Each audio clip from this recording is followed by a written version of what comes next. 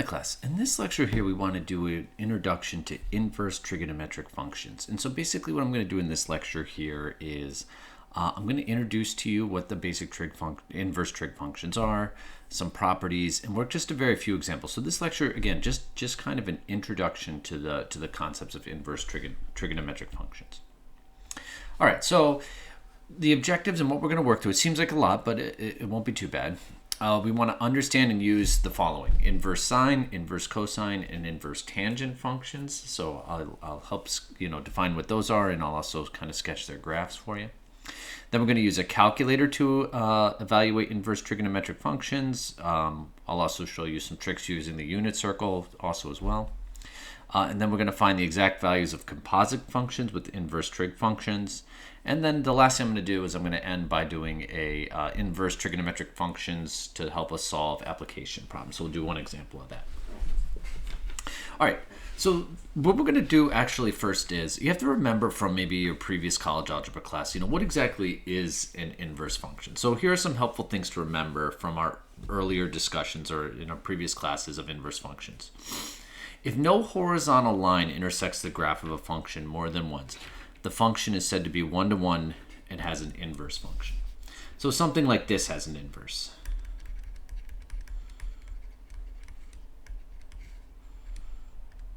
If the graph looks like this. Something like that. It passes the horizontal line test. But then you got to pause and you say, well, wait a second, Matt. Like if you just look at even the sine function, all right, something like this. Like this does not pass the inverse, the horizontal line test, okay?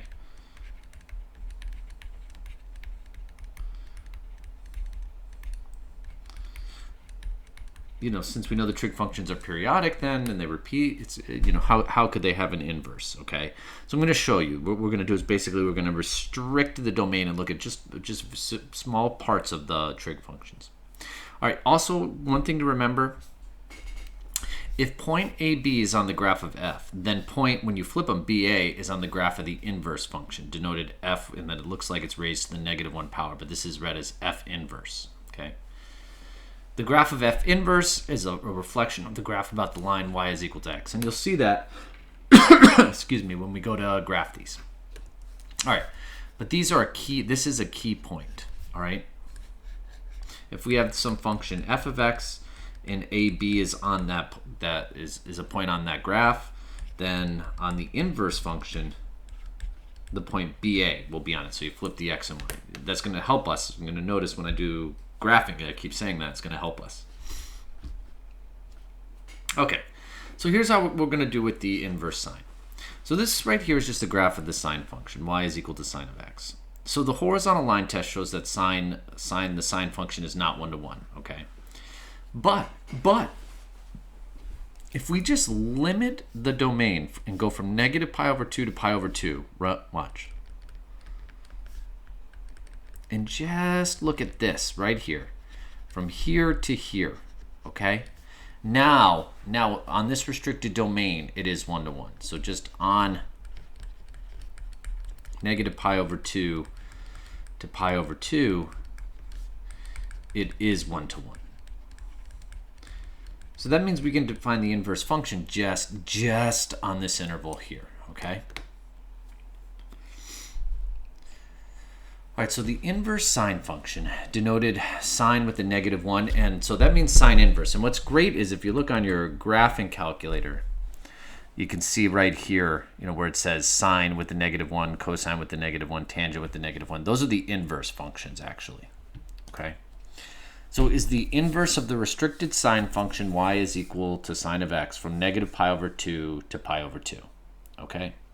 So thus when you have y is equal to sine inverse of x, this means sine of y is equal to x, okay? And again, here, this is important. You'll see in a second, I'll talk about this, but for the inverse function, okay, y is going to be bounded between -π/2 and pi, and x is going to be between -1 and 1, all right? All right, let me set this up for you, and hopefully it'll make more sense. All right, so what I want to do is I want to show you what the graph of the inverse sine function is. All right, so let's start to do this. So let's start by graphing this y is equal to sine of x on negative pi over 2 to pi over 2. Okay.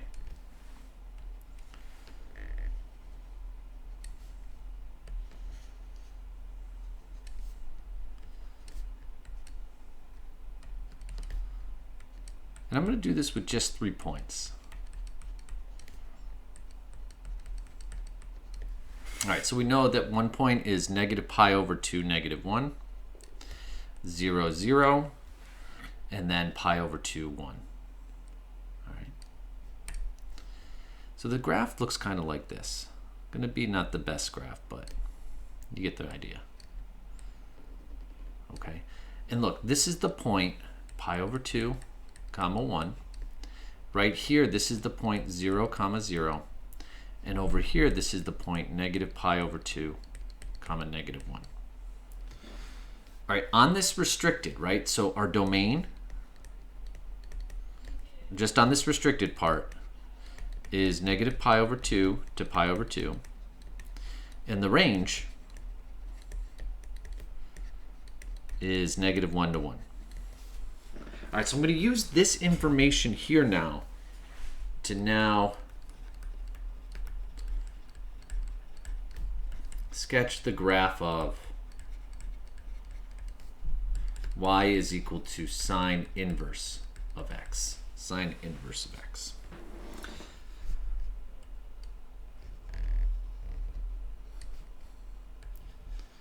All right, so what's important to know, because this is the inverse sine, its domain is the range of sine of x. So its domain is negative 1 to 1. So, and then that means its range is the domain over here. So the range goes from negative pi over 2 to pi over 2.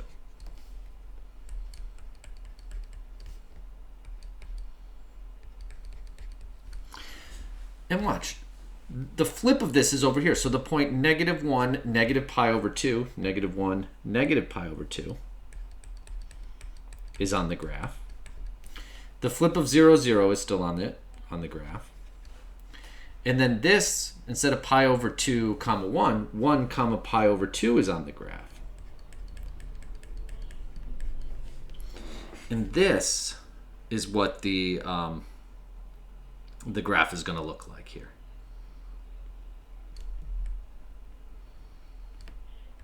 So you'll notice it's changing quite a bit here. All right, at least the values along the x and y axis here. So that's how I use the sine in recognizing, the properties of inverse functions to sketch the graph of sine inverse. Okay, a little bit of a make this look better here.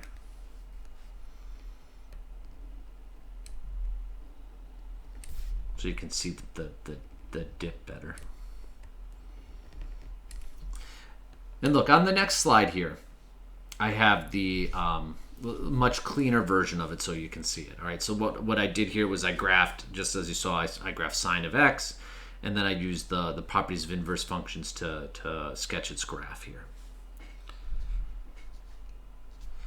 And look, you can see here that these two graphs are just reflections of each other along that line y is equal to x. So that's another property of inverse here, of inverse functions. All right, now let's do the same thing with cosine, okay? And so, look, cosine graph also fails the horizontal line test, but if you restrict the domain, here we're gonna we can't go from negative pi over 2 to pi over 2 because it fails the horizontal line test. But if you go from 0 to pi, okay, from here to here, then the graph, so we're just restricting the domain to 0 to pi, okay? Then the graph, you know what, it is 1 to 1, and we can have an inverse function just from 0 to pi. All right, so let's do the same thing, all right? This inverse function, cosine raised to the negative 1 power, so cosine inverse cosine here, is the inverse of the restricted cosine function. All right, this y is equal to x as long as x is between 0 and pi. Thus, this y is equal to inverse cosine of x, means y is equal to y, cosine of y is equal to x. And this is just where, look, the range is going to be between 0 and pi now, and the domain of the inverse function is going to be from -1 to 1. But let me set this up for you again, just like we did before. Okay, so you can see how this looks. All right, so I want to graph this inverse function. So again, let's start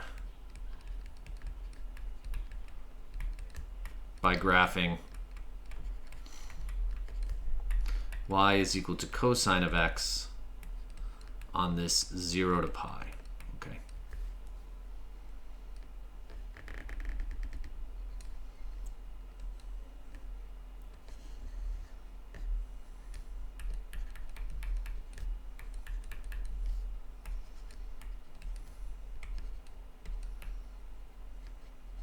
All right, so my first point here is going to be the point 0, 1. Then my next point here is going to be pi over 2, pi over 2, 0. And then my next point here is going to be pi, -1.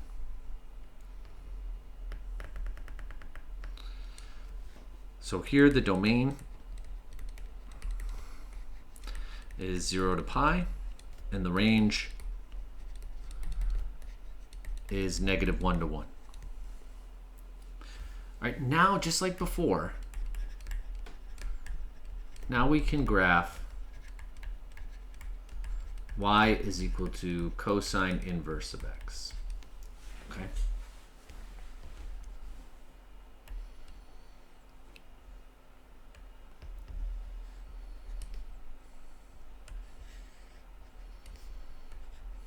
So look, the domain over here for this one is the range over here. So domain is going to be -1 to 1. And the range is going to be 0 to pi.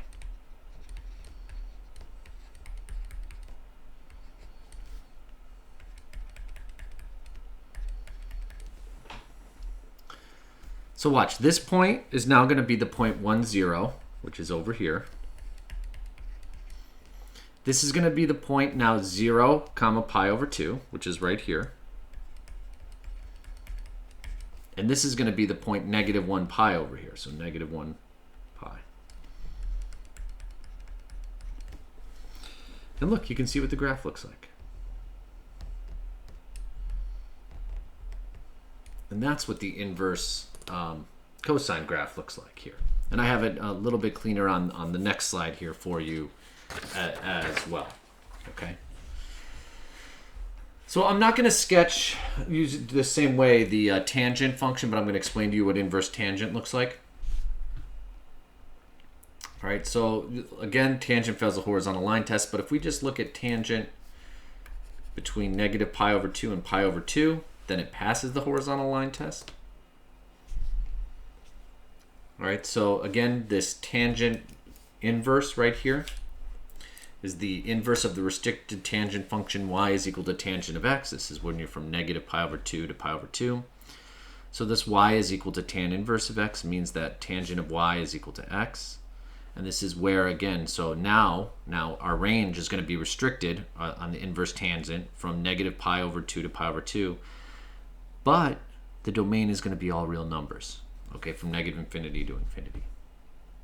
And this is what's basically going on. Here's the restricted tangent, and this is what inverse tangent looks like. You're just reflecting this axis, or this graph along the line y is equal to x. You go whoop, and you get this. Okay, so here's just the graphs of the 3 basic inverse trig functions. And what I would do is I would have this handy, okay? I would always keep this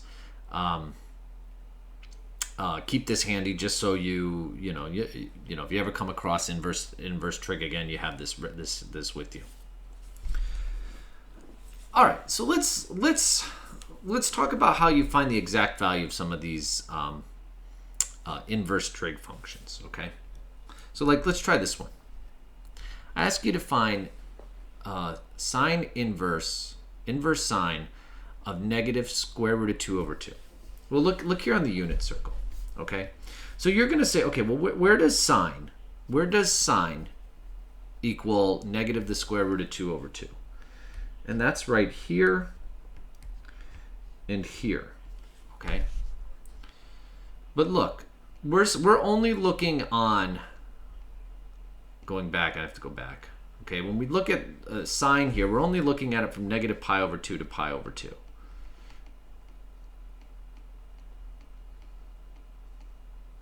So that would be from pi over 2, and this down here would be negative pi over 2.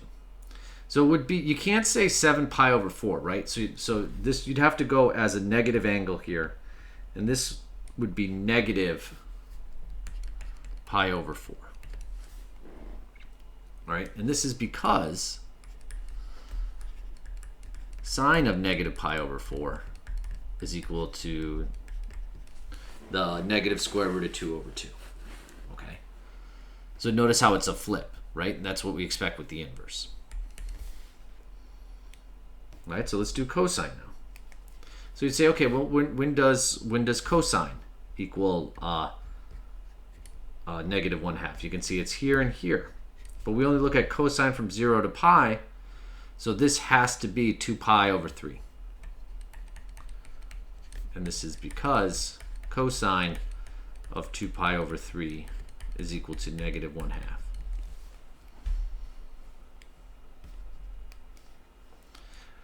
All right, well, when does tangent inverse equal negative 1? Okay, so basically what you're saying, well, tangent of what value would be negative 1? Okay, all right, so that's what you're looking for. Well, look, that would either be here or here, right? Because when you take these two and divide it, because tangent, remember, tangent is sine over cosine, you would get negative 1. And again, we're looking from negative pi over 2 to pi over 2, so it has to be this one, but as a negative angle, so negative pi over 4. And this is because tangent of negative pi over 4 is equal to negative 1.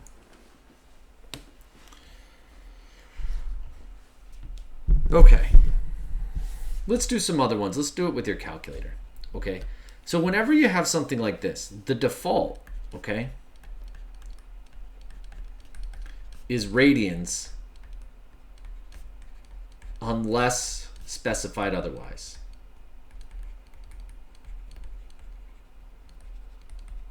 Okay, so if I want to find cosine inverse of 1/3, your calculator can does this. So you just have to make sure when you go to your mode, see, you just have to make sure it's in radians. Radians. So you just go second function cosine gets you cosine inverse, and then 1 divided by 3. And look, your calculator spits this out for you. Okay, it's 1.23. I'll just round it to 2 decimal places.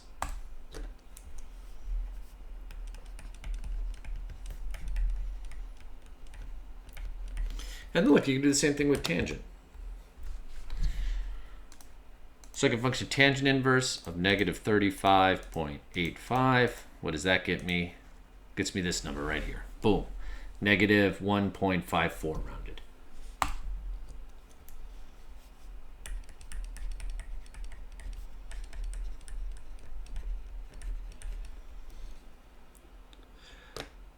All right. Next, what we have with the inverse properties here, and this is for any inverse, any function and its inverse. If I have sine of sine inverse of x, that's just equal to x. And sine inverse of sine of x is equal to x. And it's the same for the other ones. Cosine of cosine inverse of x is just x. Cosine inverse of cosine of x is just x. And for tangent, tangent of tan inverse of x is just x, and tan inverse of tangent of x is just x here. This would hold for any inverse. So if you take f of f inverse of x, that's just x. Or if you take f inverse of f of x, that's just x. And that's all you're seeing here. And so look, we can use these properties. Okay. Now, when I ask you these, all right, you have to be sure that you're not violating the domain of anything. So let me explain. So this one, cosine inverse of 0.7. Well, 0.7 is in the domain of cosine inverse cosine, right? Because the domain here is negative 1 to 1. So this is just 0.7. All right, sine of pi, okay? So like, ask yourself, first off, what is sine of pi? That's 0, right? And then, so like, you could even just say, well, what is, sine inverse here, okay? Of that, all right? So here, sine inverse, and then just sine here, though, gets me pi. In here, this one does not exist. And this is because if you look here, the domain of inverse cosine is negative 1 to 1, and negative 1.2 is outside the domain of cosine inverse.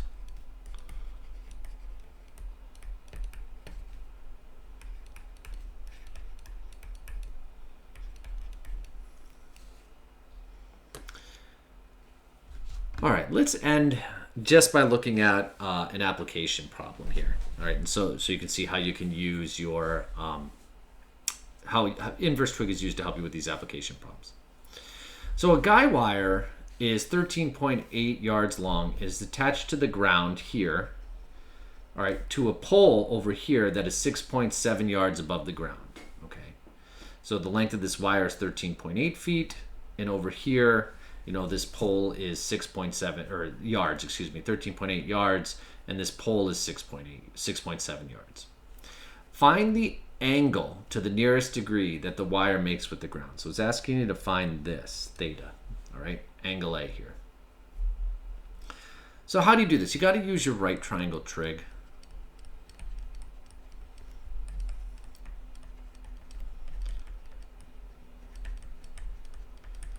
And look, sine is the length of the opposite over the length of the hypotenuse. So I know sine of theta is equal to length of opposite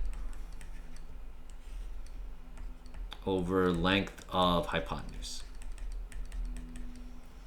And so sine of theta is equal to 6.7 yards divided by 13.8 yards. Well, the yards will cancel. So you're just left with sine of theta is equal to 6.7 divided by 13.8. So you want to find theta by itself here, okay?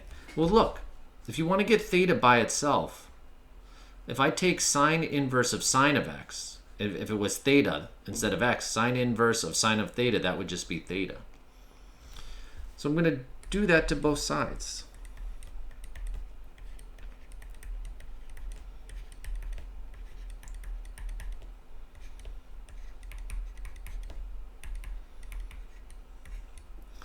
Sine inverse of sine gets me just theta.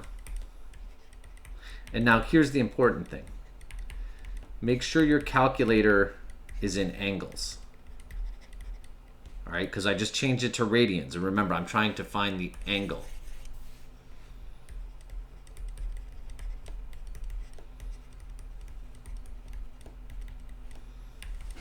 So my calculator will quickly do this. So I got my mode, angle, sorry, switch to degree. Sorry, that's funny, I said angles. Sorry, switch to degrees. That's funny. All right, so I'm in degrees. And then watch this. Sine inverse of 6.7 divided by 13.8. And look, it's roughly a 29 degree angle here. I'm going to do 29.05 rounded.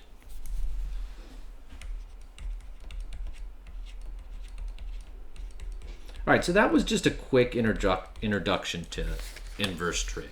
Okay, as you continue on, as you go into calculus, And as we do some other application problems, like later on in the class, we're going to do a lot more of these application problems. All right, so more to come. Okay. You'll see this inverse trig coming up again and again. All right, class, as always, I'm here if you need anything.